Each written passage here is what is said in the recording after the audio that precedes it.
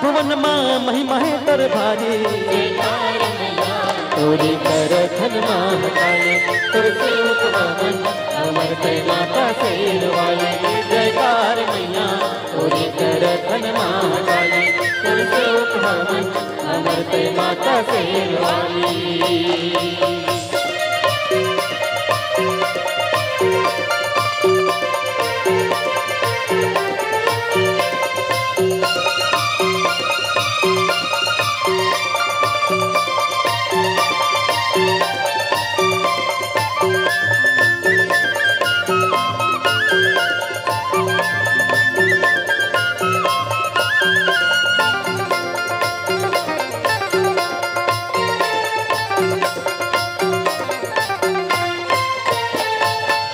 कृपा ने हमर मैया बिगड़े काज बन जाते माँ बिगड़े काज बन जाते बिगड़े काज बन जाते माँ बिगड़े काज बन जाते मन की मनौती पूर्ण होते जो छगलो भर जाते मैया जो छगलो भर जाते जो छगलो भर जाते मैया जो छगलो भर जाते मांगत हवा आशीष दाई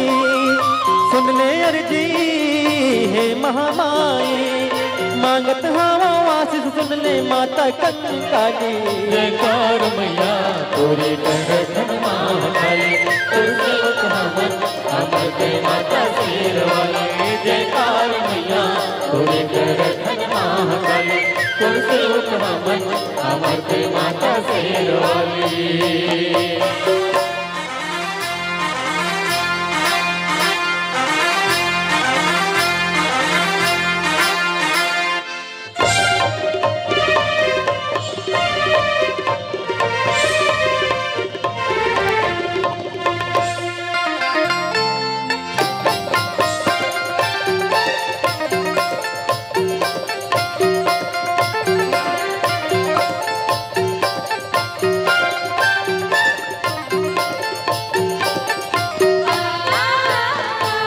जब जब पाप बड़ी धरती मौली हंसते जब तारी माँ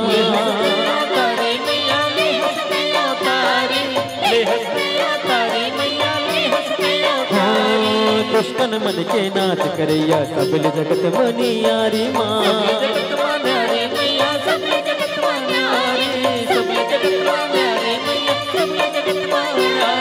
तोर बगिया के माली बन जाऊं निस दिन तोला फूल चढ़ाऊं निस दिन तोला फूल चढ़ाऊं मैं तोर बगिया की माली जयकार मैया तोरे तुरसे उपवन अमर ते माता शेर वाली जयकार मैया तोरे कर धन महाकाली तुरसे उपवन अमर ते माता शेर वाली। नौ दुर्गा नव रूप माए नौ दिन ले महतारी नौ दुर्गा नव रूप माए नौ दिन ले महतारी नौ दुर्गा नव रूप माए नौ दिन ले महतारी तीन लोक चौथा भुवन माँ महिमा है तर भारी जयकार मैया तोरे कर धन महाकाली तुरसे उपवन अमर ते माता शेर वाली जयकार मैया तोरे कर धन महाकाली तुरसे उपवन अमर ते माता शेर वाली जयकार मैया तोरे कर धन महाकाली तुरसे उपवन अमर ते माता शेर वाली जयकार